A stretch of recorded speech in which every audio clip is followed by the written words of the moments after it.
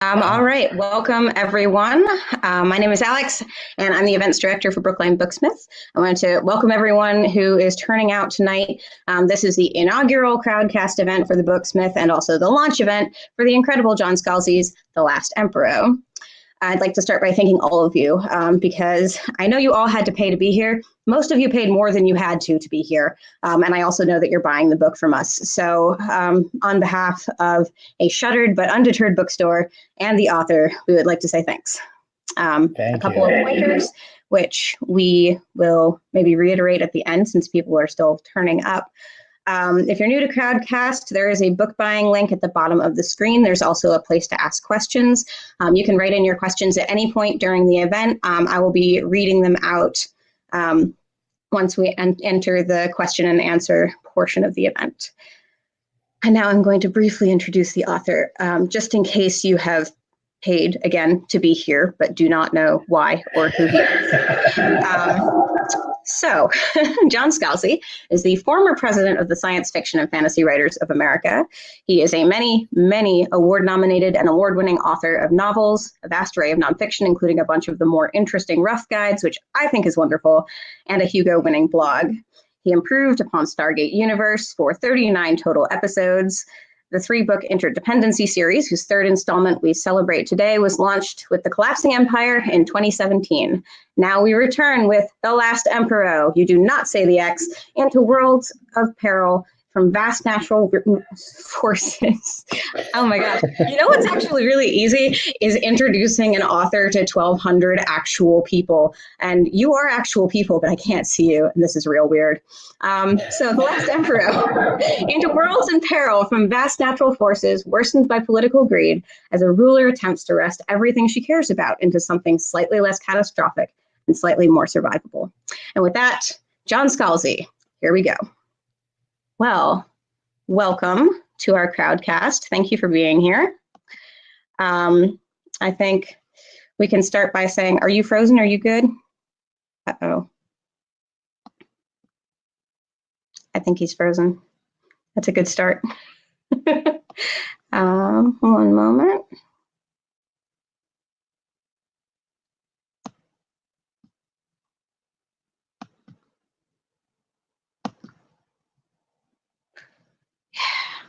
Waiting for John Scalzi to reconnect. How are you all going? How's it going? How are you? I saw that a bunch of you are from all over amazing places. I saw Hawaii and Johannesburg, and that is really cool. Sorry, I'm just trying to bring him back. One moment. We're going to find him, don't worry.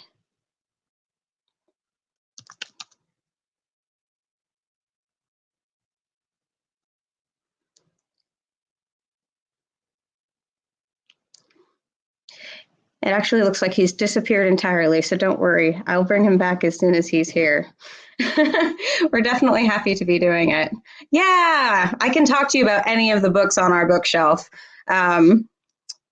Gideon is so good, and Harrow is so good, and I know her date got pushed back later in the summer, and I'm really hoping that we'll see her here in the States.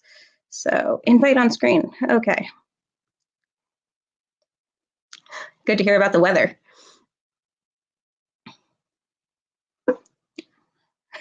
I appreciate that. All right, are we back? Hey, there we go. All right, this is the excitement and romance of online events. Every once in a while, we may drop, but don't panic. We will find some way to get back on you. I have on my end. Not only do I have my regular internet set up, but I also have 2 backup hotspots, so that if we have a dropout on one, then I can switch over to the next one. We'll make it work. We'll make it work. It's amazing. I only have one, so we'll see how that goes. All right. So a starter, hopefully softball question. How does it feel to have finished a series, and do you feel done? It's really weird. This series is actually the first time that I've actually done a series that we knew it was going to be a series. All the other series, the Old Man's War series, the Lock-In series, the Dispatcher series, which I do for Audible, they were all series where I wrote the first book. And then they were like, hey, the first book did really well. Why don't you write some more? And I was like, okay, well, that's easy because I've already done, a lot of the background. But this was the very first time that we went in knowing that we were going to have more than one book. I originally had pitched it as a 2-book series, but as I was writing it, I realized that I was going to need more than just the one book or the additional book. So we ended up having 3 books in it, and knowing that it was going to be a 3-book series, knowing that I had to finish everything at the point of the 3rd book was kind of cool, because it meant that I could do some storylines, and some storylines would continue over 3 books. Some I could finish in 1 book or 2 books, and just had a lot more confidence that the things that I was doing were going to be able to resolve themselves in the space allotted. So it was great not having it to be open-ended, to know that for all intents and purposes, and this is not a spoiler for the 3rd book, that the collapsing empire does in fact collapse, right? We always knew that that was going to happen. But knowing that, you were going to work only within these 3 books, but that within those 3 books, you could do as much as you wanted and stretch some things out and make some things compact. It was actually really cool. I didn't feel like I was having to go back and sort of rationalize choices that I made, like in the first book, that I didn't know would have to carry on over multiple books, which is a thing I did in the Old Man's War book. The original Old Man's War starts off on Earth, and the Earth of 400 years in the future, whenever Old Man's War was supposed to be, looked really suspiciously like early 21st century Ohio. And the reason for that was because I was a super lazy writer, and I'm like, I'm only going to be on Earth for. Uh-oh. No, come back. It turns out that became an issue when we had more than one book. So. Could you actually repeat that last half a sentence? I think you got a little wonky there. Sure. So you were only going to be alive for... The book was only going to be on Earth for a chapter and a half, so it didn't matter if I was lazy. But then I had to do more books in the series, and I had to explain why Earth was the way it was.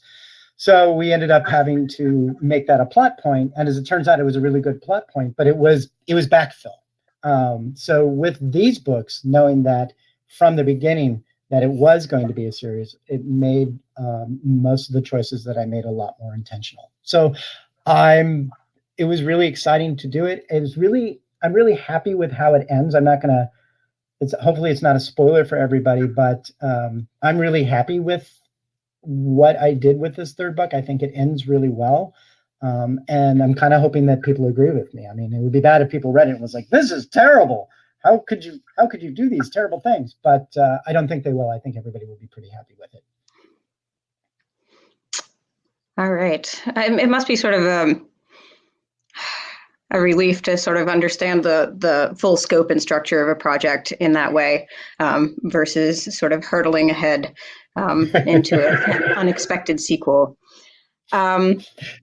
So let's see, this is a slightly longer question.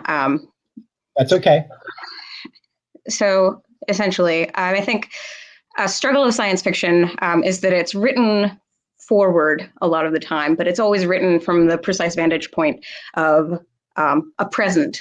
And that present is typically aimed in a certain direction. And sometimes our present moves very fast.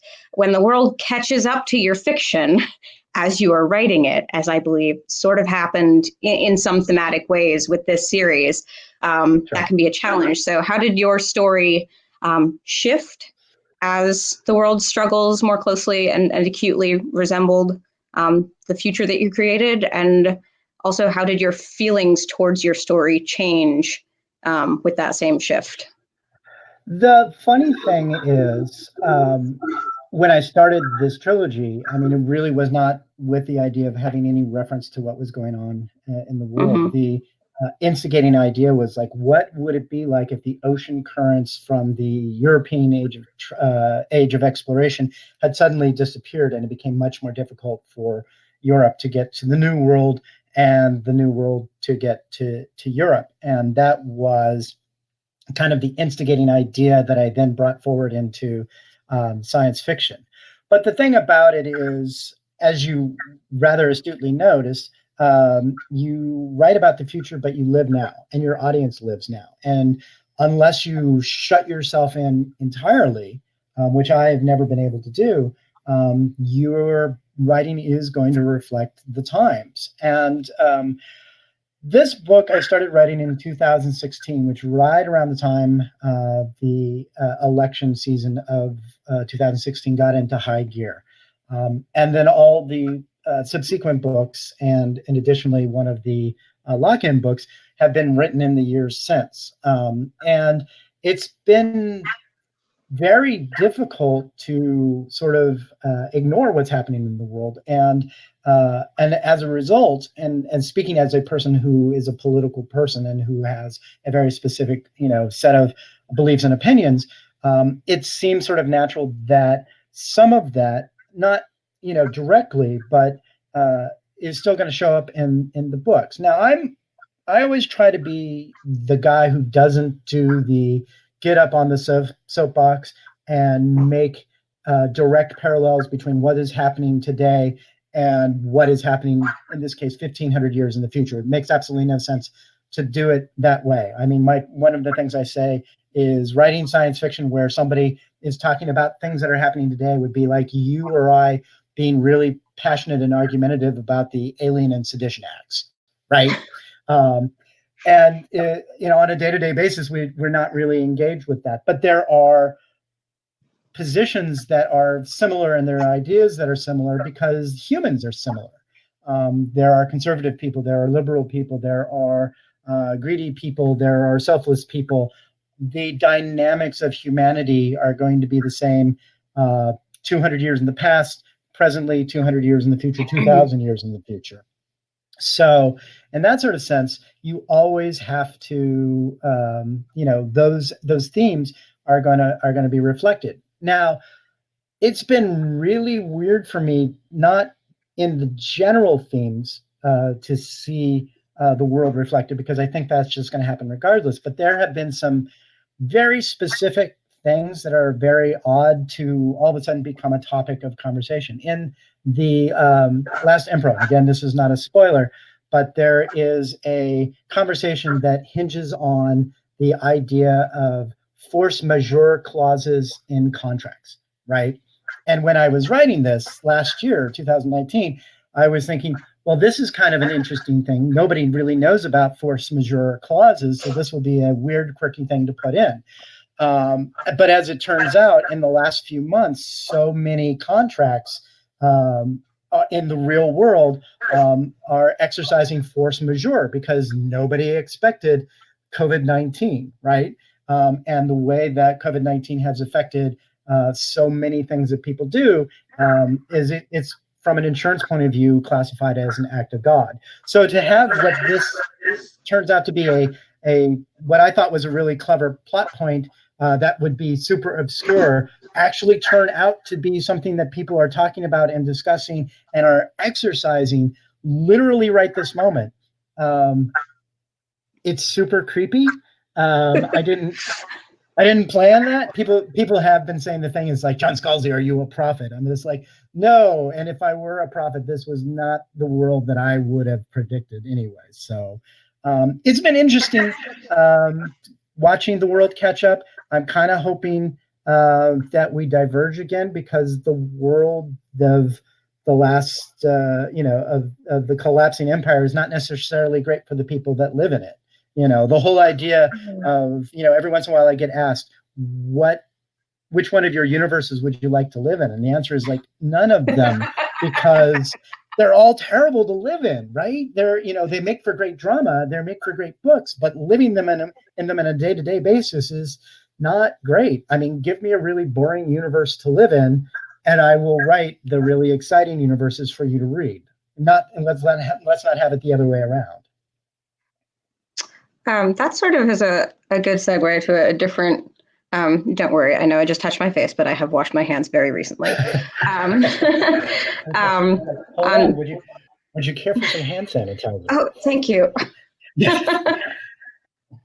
um, so I think we can sort of weave in and out between potentially hazardous questions and maybe more Yeah. going ones. Yeah. I was actually wondering about your characters generally. I could ask you who your favorite character is. I'm maybe more interested in asking what character type do you accidentally write over and over and perhaps only realize further into development that this is what you have done? I mean, I think it's not a surprise that I write a lot of really sarcastic people. And that I can see that, yes. Yeah, no. John Scalzi writing sarcastic people. Who would have thought? This is completely out of character to who he is and how he lives his life. So read your Twitter. Right, exactly. It was really funny actually, because I did something very recently where, like this, people are actually hearing my voice, and one of the responses was, "That was your voice?"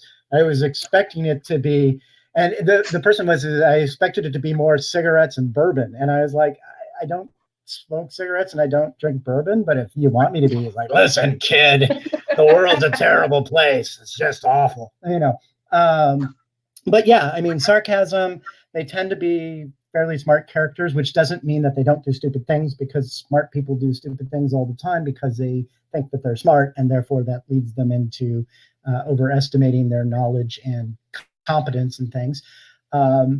So I think that those are the characters that I end up writing a lot. I want some of the other characters that I think that I do end up writing. I'm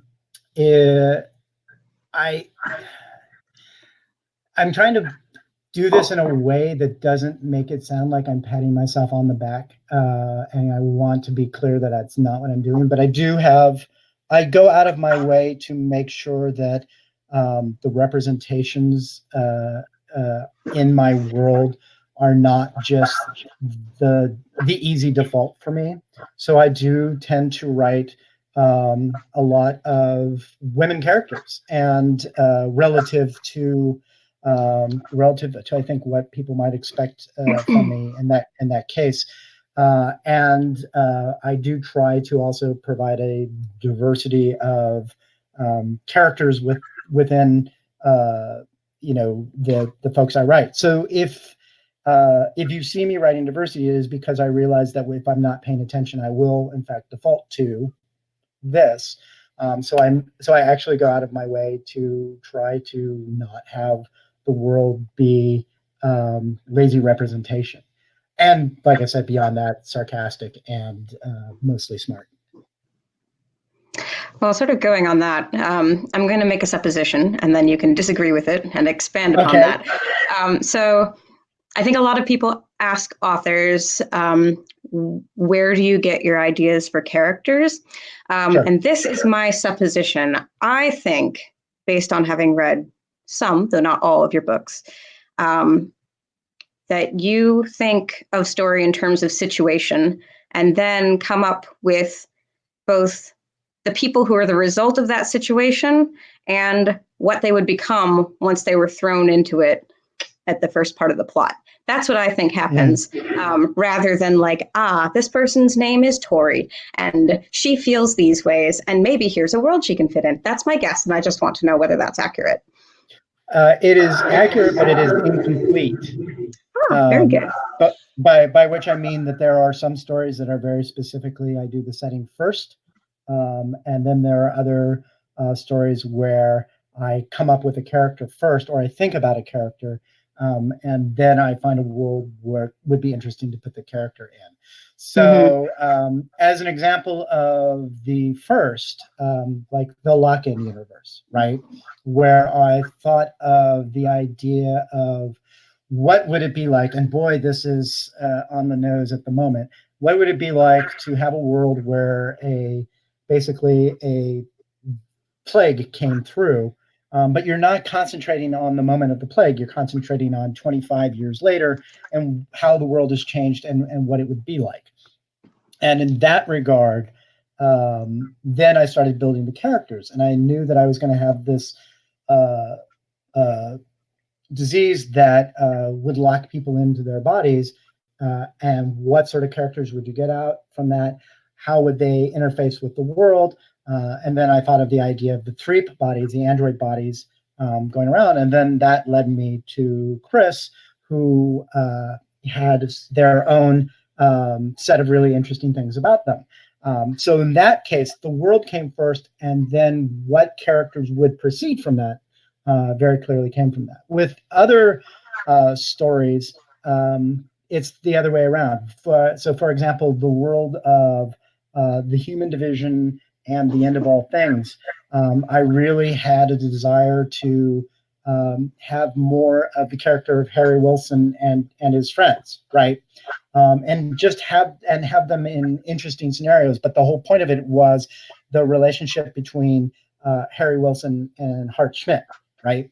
And their banter back and forth, and the fact that they were interesting characters in and of themselves.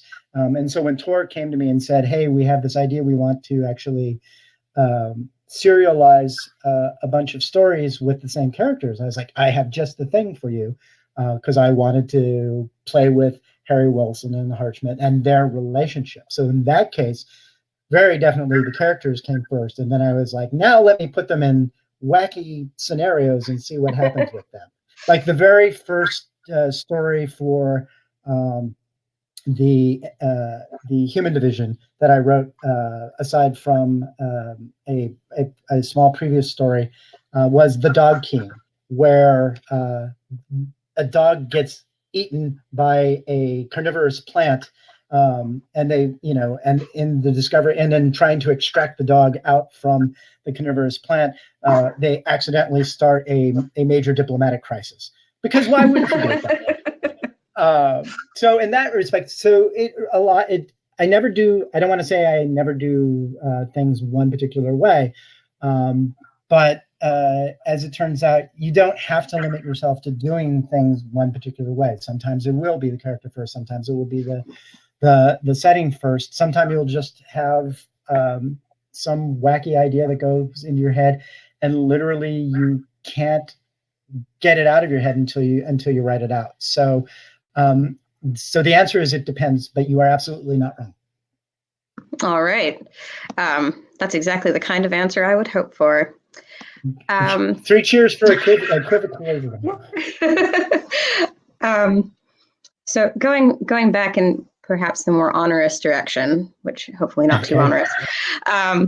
So I think a lot of people are thinking in terms of like, what can I do right now in order to stay okay inside my own head? And a lot of people are answering that question with reading. And I personally have strong feelings about cathartic reading, which I think can happen in 2 directions. And one is pure escapism, where you're pretty much removing yourself from any material that closely resembles your problems, so that you can just have that distance.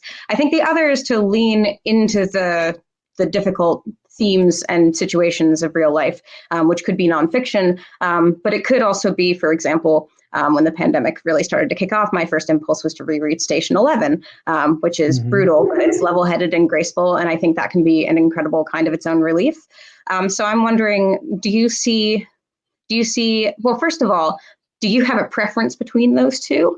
And second of all, do you see this book or any of your books as sort of fulfilling one or the other of those needs? It's an interesting question, but one of the things that happened was once everybody was in lockdown, right? And there were people who came to me and they were like, well, what book of yours should I read? And I was like, you probably don't want to read like the Lock-In series because it's a little on the nose for what's going on right now. And then immediately people like started tweeting back like, oh no, I'm really enjoying the Lock-In series. And it's sort of the reason why on Netflix right now, like 2 of the most popular films are Outbreak and what's the name of the Contagion, the other one, right? And people are just watching it, and I'm like, why are you watching that? You're living that. They're like, I know, I'm getting tips. I'm finding out what I should be doing. And it's like, well, one, just as you don't trust Hollywood for history, and you don't trust it for, contagion tips, because again, fiction is always tuning for drama. You don't want drama in your life. You actually want, things to be as calm as possible.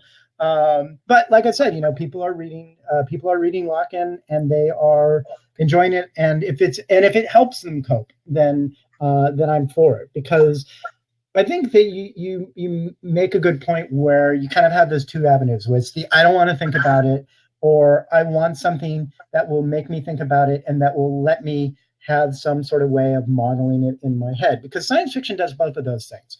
It creates worlds that you don't live in, that can be escapism and can be enjoyable for that reason. But it also is sort of like a practice run for reality. We get to, in very small servings, try the things that we're scared of. We get to try the apocalypse. We get to try nuclear annihilation. We get to try war. All of these things we get to try without having to experience them ourselves and get a taste of them to kind of say to ourselves, maybe I don't want to do that. I have the opinion, and I'm sure that somebody would argue with me about this, but I have the opinion that one of the reasons that we haven't had another nuclear exchange is because science fiction in movies and TV and in literature has done so much of, it is the apocalypse, the nuclear exchange happened, people are eating puppies, that sort of thing, that we all decided that no, actually, the nuclear exchange, there's no such thing as a winnable nuclear exchange. We're all kind of screwed. And I think that got so inculcated into the culture that this is not a winnable thing, or that we would be okay at the end of it, that anybody who's like, oh, no, it's only a small scale nuclear exchange, we all look at them like, no, really? Is this the argument you're trying to put this? Because really? No, really? So it serves that purpose as well. And honestly, I don't think there's a wrong answer for them. I mean, I do a lot of escapist entertainment, okay? Because when I'm writing books and when I'm writing on whatever, or I'm talking about the world in particular, when I'm done with that, I don't want to be thinking about the world anymore. I just want to see Captain America, beat the hell out of some Nazis or something like that. So same with my video games. People are like, oh, you seem like a Civ guy. And I'm like, no, I am, I am Dishonored, I am Castle Wolfenstein, I am Doom. Give me lots of things to shoot and no thinking involved, please. And there's something to be said about giving your brain a break. And it's difficult for me to say which of my books fulfill those roles for people. I mean, I always have a layer to my books that acknowledges that I am a commercial writer, that I am trying to sell books. And I'm not only trying to sell books, I'm trying to sell a lot of books. I really, really like money. So that being the case, I want to write books that are going to be entertaining, that people can sort of escape into. But at the same time, if you want the deeper themes, I do tend to lay them in there. It's like you could read the interdependency books as, oh no, the empire's ending and these people are the good guys going to win or the bad guys going to win? And if all you want to do is take it on that level, then you can. If you want to also take it as a meditation on the consequences of power, what does it mean to be a good leader? What does it mean to have as a philosophy that the people come first, or does the system come first? And what are the things that lead from there? Those things are in there too. You can think about them, and I give you enough in those books to have that there. Is it a parable for climate change? Absolutely. Does it touch on events that are happening now? Absolutely. But again, if all you want is Kiva dropping the F-bomb 70 times in a chapter, then I got you covered. So I try to make sure that everybody, whatever you're coming to the book for, there's a good chance you will get some of that there. And that's part of my role as an explicitly commercial author. Awesome. I have a couple more questions I could ask. We definitely have a bunch from the audience. So anytime you Yeah. want to break into those, you want to go for that now? Because we Well, can. let's do a couple more questions from you, and then let's Sounds do good. questions from folks. So folks, be thinking of questions to ask and put them into the queue, because the more questions you have, the more fun we can have with it. And we'll just go until whenever, I don't know when we're supposed to stop. So let's just go. We have we've only spent half our time, so we're in good shape. Okay, good. So I was hooked up with some starter questions by your extremely lovely publicist, who I think is here. Hello. And one of them I just have to share is what's a typical day in the life of Scalzi look like? Which I imagine, what I really want to know is whether it's changed between February and now, or if it's the same. Right. You know, the thing that I've told people, and it is on the surface absolutely true, is so when I'm at home, so I live in rural Ohio, and I live on 5 acres of land. So when I'm at home, I don't see people, right? The people that I see when I'm at home are my family, and my cats. At that point, that's pretty much it. And I see my neighbors, and I'll wave to them as they go by, and every once in a while, you know, I might exchange a few words and pleasantries with them. But by and large, I'm in my office and I'm doing my thing, and I'm online, you know, talking to other writers and so on and so forth. So the day-to-day aspect of the, you know, sequestering of the quarantine or the social isolation, whatever you want to call it, it pretty much looks like when I'm at home. But there is a difference. There is a difference between I'm at home and I don't want to see people, and I'm at home and I can't see people, right? Absolutely. And it's an existential difference, and it's really hard to explain, but you can feel it. And I think that a lot of introverts, because I'm an introvert, I'm a highly socialized introvert, which is why my publicist put me on tour in the first place. But the thing about it is, you know, it's weird for an introvert, you know, who does actually like being by themselves or having that alone time, all of a sudden to have it absolutely enforced, and then suddenly you want to go see everyone you've ever known. You absolutely want to be like, you know, it's like, I want to go see you when this is all over. We're gonna hang out. It's gonna be so cool. And so it's really bizarre to have that difference of, I don't have to see people or I can't see people. So that is the existential thing. It makes a difference. The other thing is that part of the reason that I enjoy being at home and not seeing anybody is because these days in particular, I spend so much of my time traveling and doing events and being the socialized introvert that when I go home, I don't want to see people, because I've spent all my extrovert chips going on book tour or doing an event or going to a convention or something like that. And so there's a sort of a yin and yang to how I deal with my life.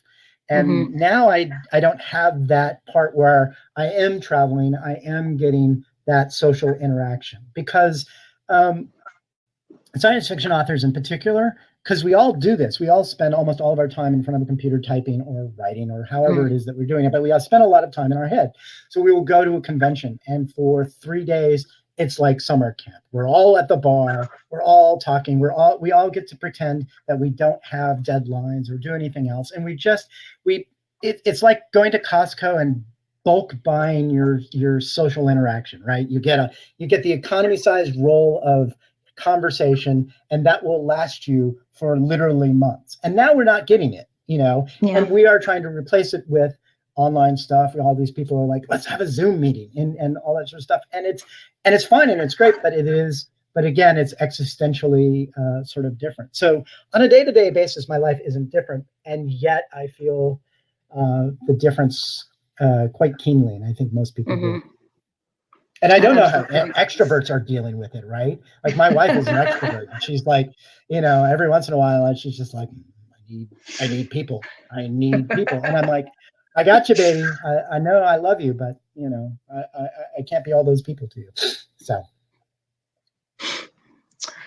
Yeah, well, that all makes sense. I have to say, I think I've seen my friends more over Zoom than I normally do in real life because I don't have to go Right, and go see them. It's wonderful. I'm like, oh, I need them immediately, but now I can just look at them on the little square. right. It's good, but it's not enough, is it? Like we need You even need the most actual introverted physical of us contact. actually need to, socialize with other human beings The in thing is person. that we are in fact primates. We do actually want people in our space. We do actually want contact. We do actually want that communal feeling, and that's why I think Mhm. it's been, it's really funny. People are like, all you literally have to do to save the world is stay at home, and you can't even do that. What's wrong with you? And the answer is, It's a big we're ask. primates. We're primates, right? We really, it's really hard to ask. The vast majority of people don't see people.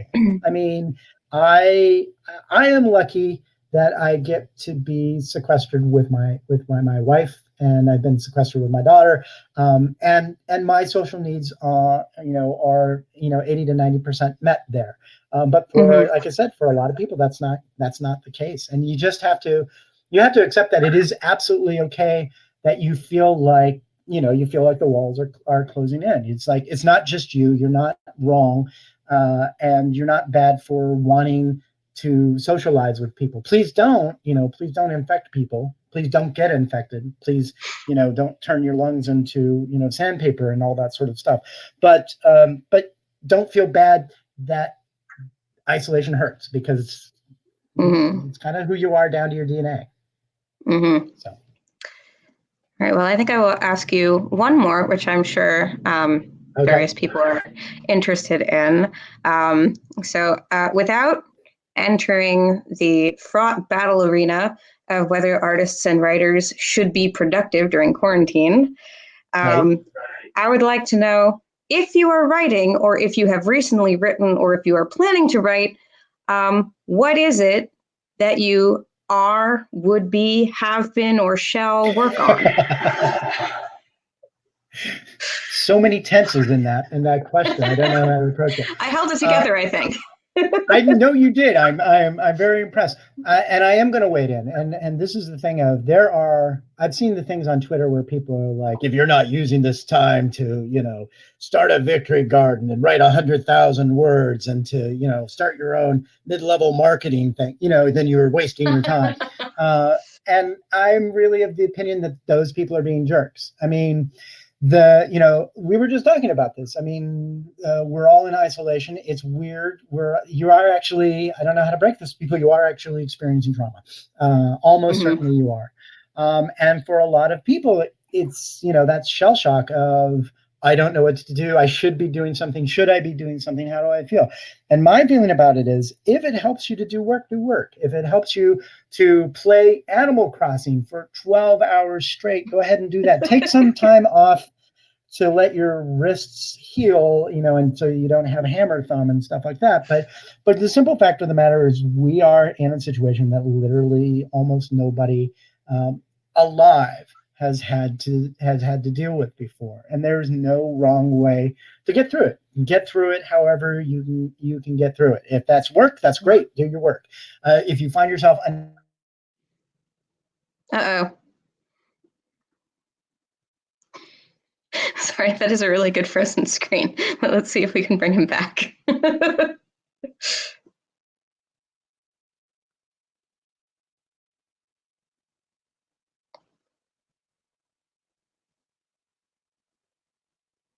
I agree. That's a very good free space. Um, Once again, if you can read any of the titles behind me, feel free to ask about them while I try to bring author John Scalzi back to the stage.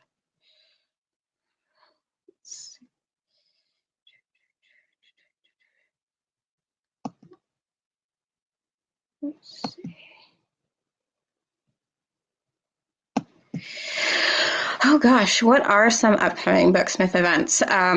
Let's see. So, YA author Christine Lynn Herman is going to be celebrating her launch with us in a couple of weeks for the sequel to The Devouring Grey. Um, let's see. Don Winslow, if you like mystery, he's coming up. Yes, Gideon. What is my favorite title behind me? I don't know if I can answer that before he comes back on. here.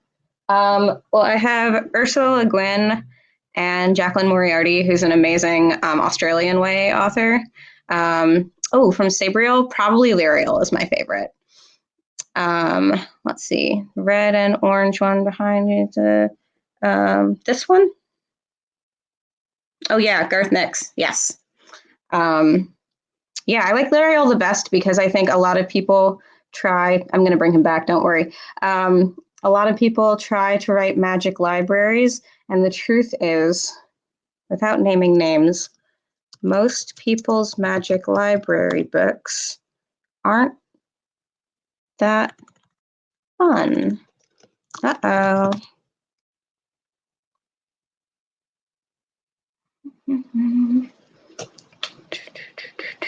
Favorite Le Guin. Okay, it's very disturbing, but I think the one that I actually read the most and find the most affecting is the word for world is forest, which is basically about the brutality of colonialism and the ecological disaster that occurs when colonialism takes place. Sorry about this, guys. I can't find him now. He has disappeared. Let's go. He's not showing up in the list at all. Oh, there you are again. I'm not seeing you in here. Let me see. Here we go. Invite on screen. Here we go.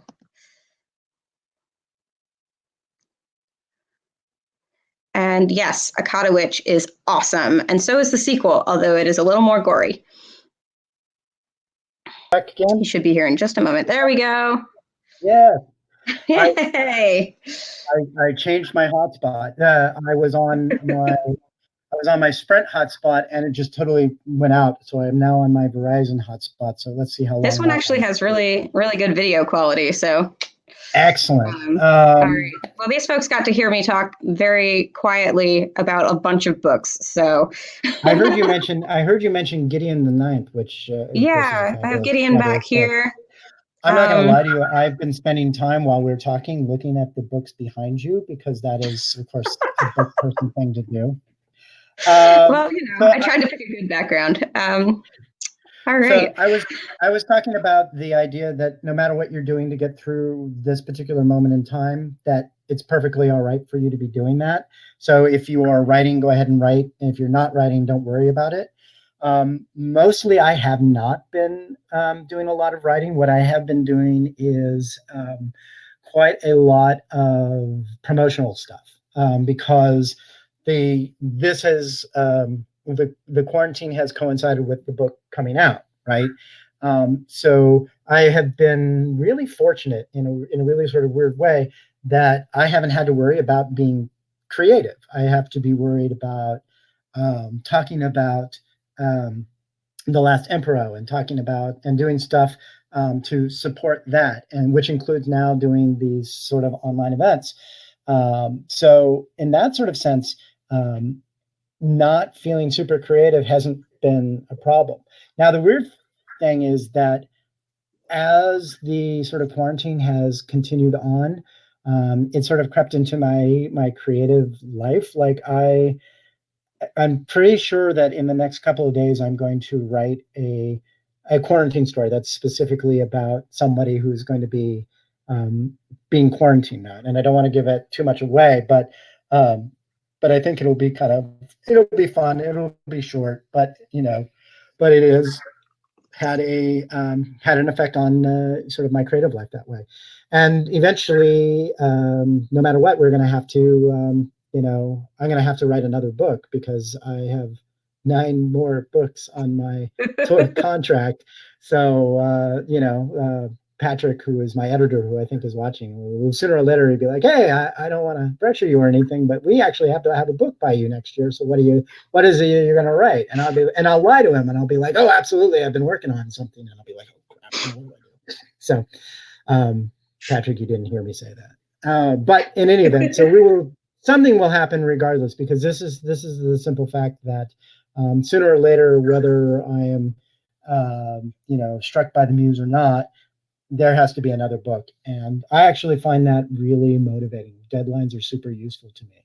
But like I said, right now, I'm lucky that I'm able to do a lot of promotional stuff and talk to people and, and talk about this book, so that my brain has having some time to rest and actually on its own accord start thinking of creative stuff. So I feel kind of fortunate about that. All right. Well, I think that's it for my questions. It looks like we have a whole bunch in the queue. Yes. So I can just fire some off? Yes, please. All right. Okay. Is there a deeper meaning to the naming conventions for the ships in this trilogy, like the hidden messages in Gru comic books, or is the interdependency just that cool?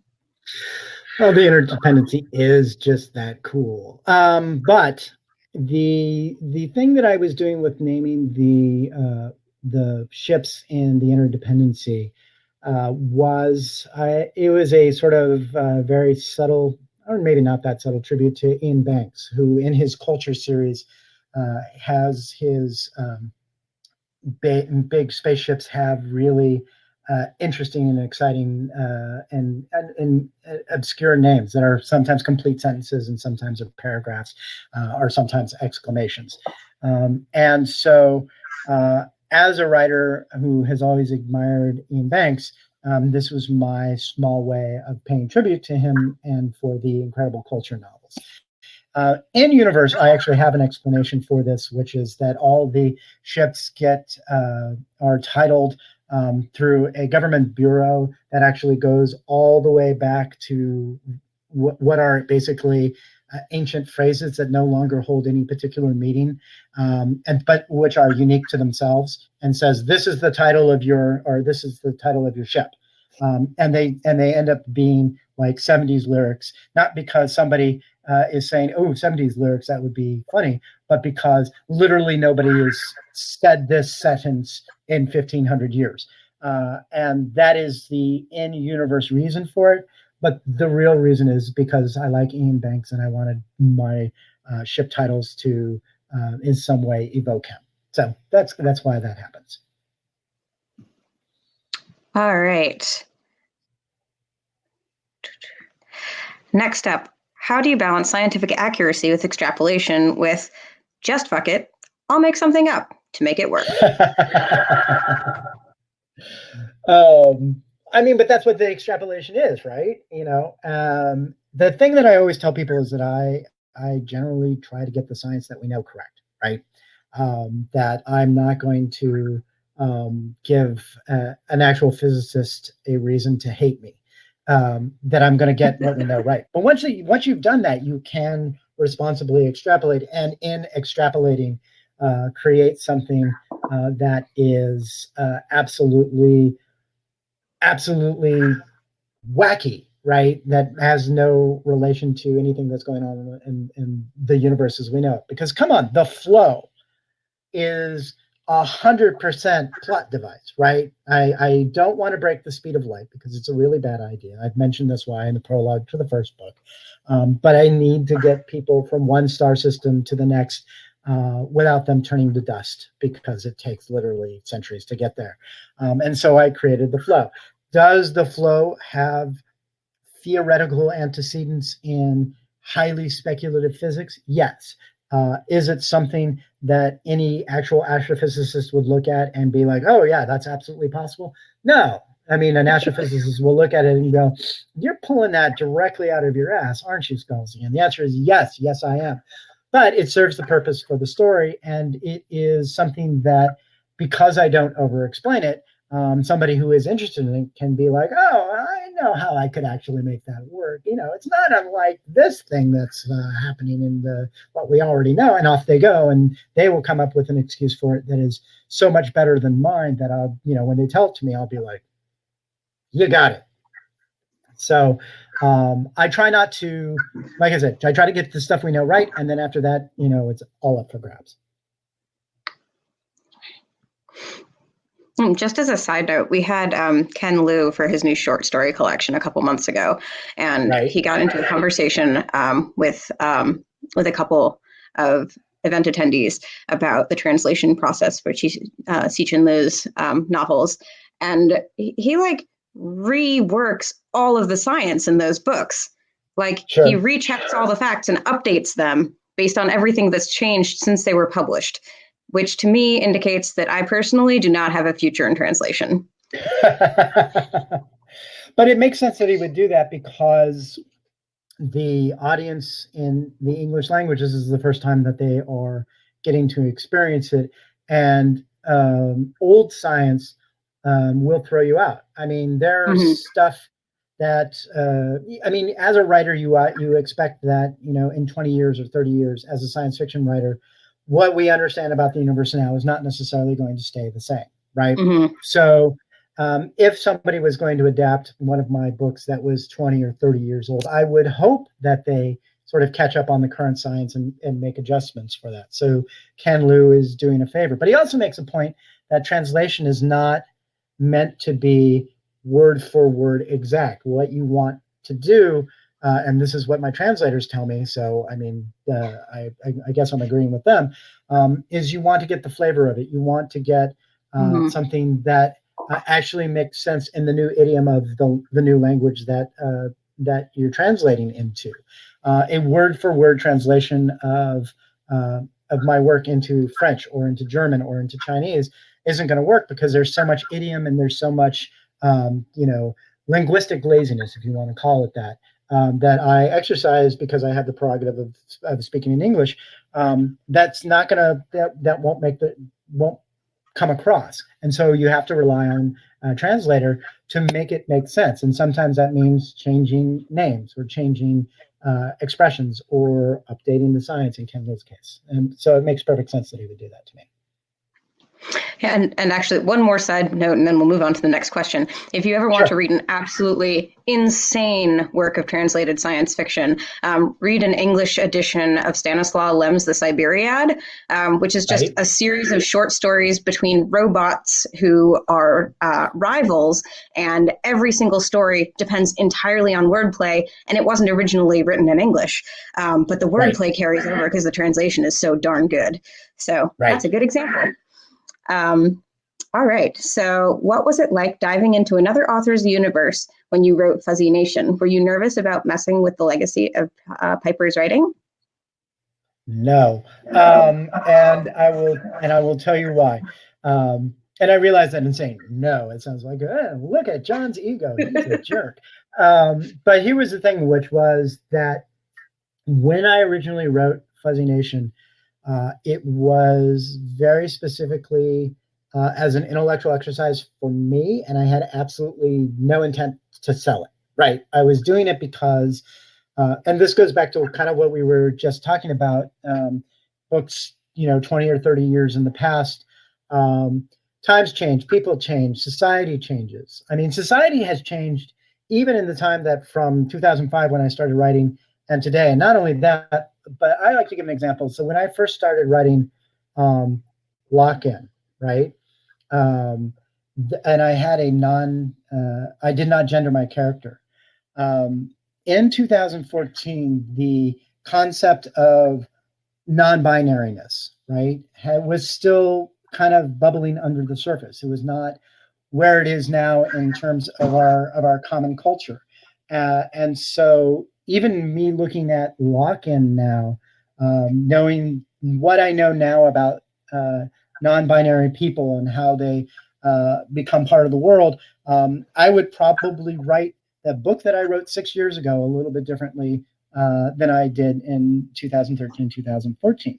So apply that to Little Fuzzy, right, which was written in the late 50s, early 60s. It's a really good book, and I really enjoy it, but you can also very much tell that it is a product of its time and how it deals with characters in interpersonal relationships, men and women, and even the little details of whether people are smoking or they're not smoking. And so, as an intellectual exercise, just for myself, because I had some downtime at that time, I was like, what would it be like to take a golden era of science fiction story and update it? Now, Little Fuzzy was in the public domain, so I could play with it and not immediately have somebody sue me, right? So that's the one that I played with. So I knew that from an intellectual property sense, that I was in the clear to play with it. And I just, like I said, I did it for my own benefit. And then when it was done, my agent was like, "What are you doing? Because my agent doesn't get paid unless I get paid." And I was like, "I just read something that you will absolutely not be able to sell." And he was like, "Challenge accepted, off we go." And so for me, it was not a thing about worrying about Piper's legacy or approaching that. Now, when my agent took it, one of the hard lines that I said was, let's go to the Piper estate and say, we have done this. If here it is, we want to publish it now. If you don't like it and you don't want to do it, let us know. We'll just shove it into a drawer and nobody will ever see it again. Because like I said, I didn't do it to sell it. I did it because I wanted to see what it would be like to do, to try to update a classic science fiction story. And the good news was that the Piper estate liked it and gave us a endorsement. So moving forward, that was really kind of nice. So that knowing that the people who were in charge of the estate were like, "No, we get what you were doing. And we think that this is appropriate, and we think that this is respectful," meant a lot to me. So even though I was not worried about what I was doing with the Piper legacy while I was writing it, once we decided that it was going to be something we were going to take out into the world, that's when it was important to me that the folks responsible for the legacy were okay with it. All right. Let's see. There are lots. Let's see. There are a couple questions about returning to books, so I can just ask them together. Okay. The first one is, do you have any thoughts about returning to the universe of the android's dream? And the other is, are you interested in returning to Old Man's War? More Zoe would be nice. Hint, hint. I am contractually obliged to do at least one more book in the Old Man's War series, so you will get another book in the series. That said, I'm not going to do a book in the series until one of two things happens. One, I come up with a really super cool idea that is something that really compels me to go back into the universe, because there's nothing worse than the feeling that someone is just grinding out another book in a series for the money. Again, I like money a lot. Please give me some. But, at the end of the day, the reason that you actually do give me the money is because I treat you as the audience with respect. And part of the respect is don't give you a story that I don't care about. With that said, we are also in the process of adapting Old Man's War into a movie that's at Netflix right now. It continues in process. Everything is very positive. Don't get your hopes up until it actually gets greenlit and they start filming it. But but the moment that they actually greenlight it and say, here is the date where it's going to show up on Netflix, because there will be a Netflix movie, that is when I start writing book 7 in the Old Man's War series, so that we can have the book out at the same time the movie gets released to Netflix. Because, come on, that's kind of what I should be doing. And now, to that end, I do have 3 or 4 ideas in my head about things that I do want to do in the Old Man's War universe. And I'm not going to say that one of them includes Zoe, but maybe it does. But regardless, if that gets greenlit anytime in the reasonably near future, then I will be writing that. But if it doesn't get greenlit, then I will just get to it when I get to it. Android's Dream, I did try writing a sequel to that. It was bad. And the reason it was bad was because at the end of the first book, all our protagonist's problems were solved. And so trying to write the book that came after that was trying to get the protagonist in places where he couldn't get in contact with his girlfriend, who is the richest person in the world, or his best friend, who was a artificial intelligence that ran an entire planet. And so it became less an exercise about character and more of an exercise in doing plot maneuvers, and that was really bad. So I stopped writing that, and I wrote something else instead. And I stand behind that decision. I would still like to go back to the Android's Dream universe one day, but if I do it, it probably won't be with the same character, and it will probably be with a different set of circumstances. But we'll see. We'll see. All right, and we're just about out of time, so let's ask one more, which is the most highly rated, most upvoted question, which is what is a scene you had to cut for any reason that you loved, but it just didn't work in any of the 3 books? I didn't cut any of the scenes that I really loved. The thing is, the way that I write, I don't tend to write a lot of extraneous stuff. I don't write multiple drafts. I write one draft. And the way that I can get away with that is I edit as I go along, so that, when I get to the end, it's the end. All the editing that other people do in multiple drafts tends to be in the first draft for me, and then I send it off. So it's the same amount of work. All the people is like, you don't edit. It's not that. I do all the editing. It's just as I go along.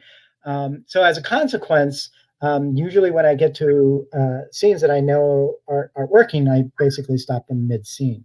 The things that tend to get cut, like I cut the first 8,000 to 10,000 words of the Collapsing Empire when I first started writing it, because I wrote it in a different tone.